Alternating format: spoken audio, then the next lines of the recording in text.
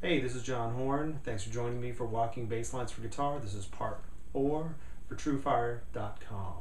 Today we're going to talk about the chord stabs that occur over our walking bass lines, and we're going to talk about some ways to control the duration of them so that they start to sound independent of our long legato bass lines. When you do this right, you'll begin to create that illusion that, hey, aren't there two guitar players playing that? No, there's just one. So this is just a very simple introduction to this today. We're going to try and look at two examples. Let me point out first of all that both of our examples use the chord progression from the first two bars of the blues pattern that we learned in the last lesson, lesson number 3. We'll review those right now quickly. We're going to start with a C9 chord. Then we hop over to the 5th of the chord G and we walk down G, G flat, open E. We land on F, the bass note of our F13 in the next bar. And then we're going to walk up A, B flat, B natural, then back to C, which starts us over again. Okay, so without worrying about speed or dynamics or duration or any of that, it's going to sound like this.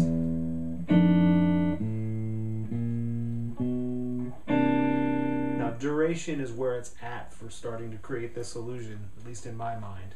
So that's something that's very often overlooked by intermediate guitar players. It's certainly something that I overlooked for a long time.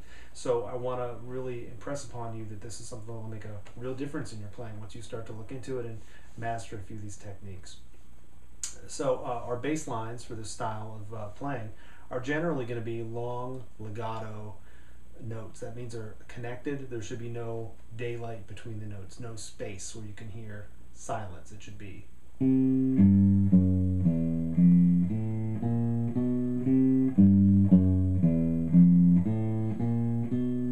Almost imagine if someone's playing that with one breath.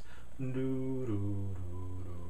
can't really sing that low, but you get the idea. Okay, so now let's take a look at our top note. All we have is a note on beat 1. It's an 8th note and it says it's supposed to be short. To me that's kind of vague, so let's talk about exactly how short we want to make that. I have a metronome here.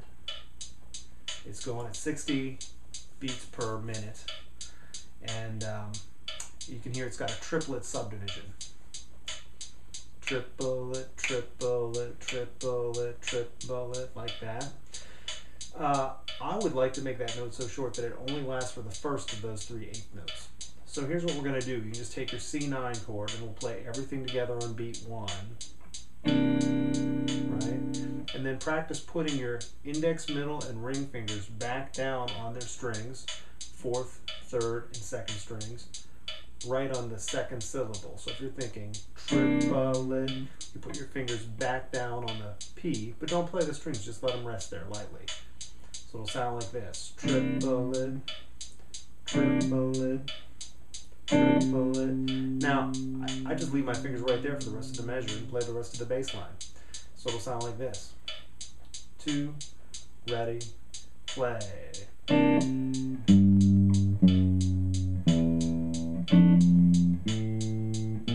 Again, triplet,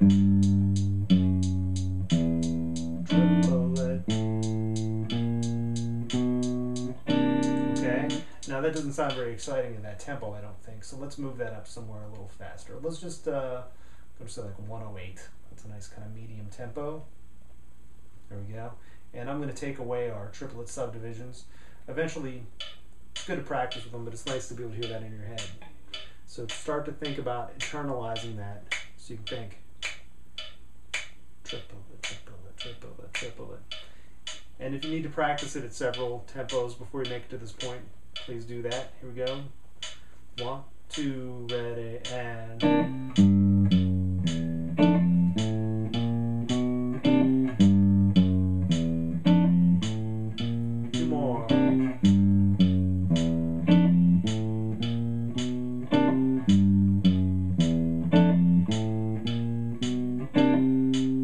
So I clipped all of those off. I hope you can hear that it starts to give you a little bit of separation because the chord just isn't ringing out for however long.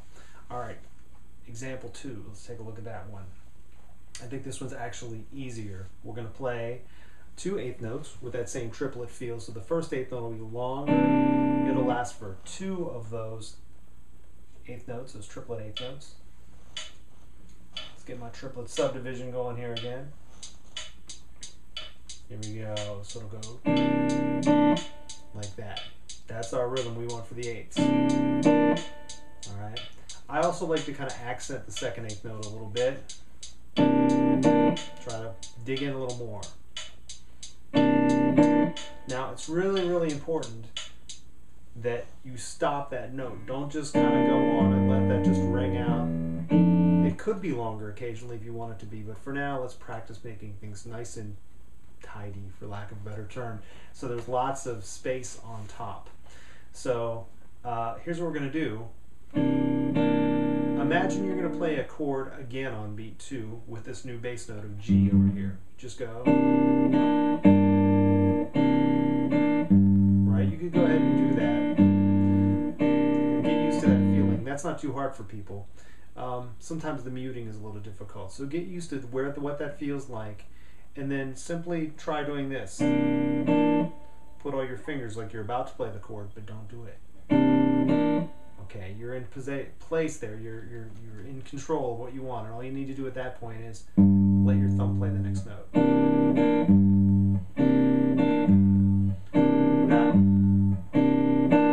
Okay, same thing's going to happen with F13.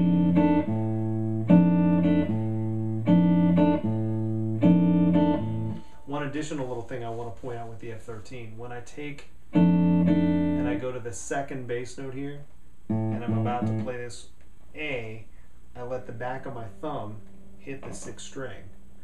So that way, anything that might be tempted to ring out should be stopped by the back of my finger.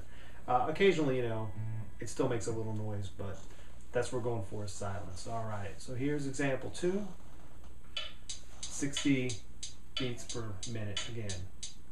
Go 1, 2, ready, 2 eighths. One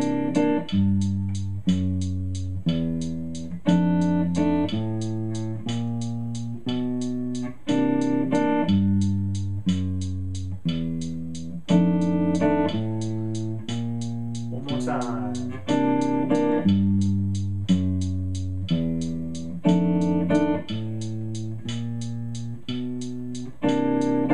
Okay, and let's take that up to 120. Oh, let's get rid of our triplet subdivisions. When you hear this a little faster, it'll sound even better. Here we go. 1, 2, 1, 2, 3, 4.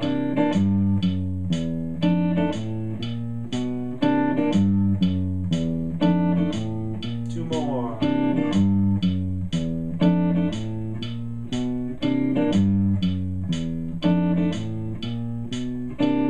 Okay. I think you can hear that sometimes when you're playing something so slowly, it does help you to really make sure that everything's at the right time. But some of these swing rhythms do need to be played a little faster to really get the most out of them. Okay, so that's our lesson for today. I would suggest taking a chord progression that you already know and can play a bass line through, maybe even the blues from lesson 3, and systematically applying both of those patterns. These will be really easy ones because all of our notes, our chords are on beat 1. Next time that I see you here for a lesson, we're going to talk about playing some notes later in the measure, maybe even anticipating some, and we'll use some new chord progressions as well. So I look forward to seeing you then. Thanks so much.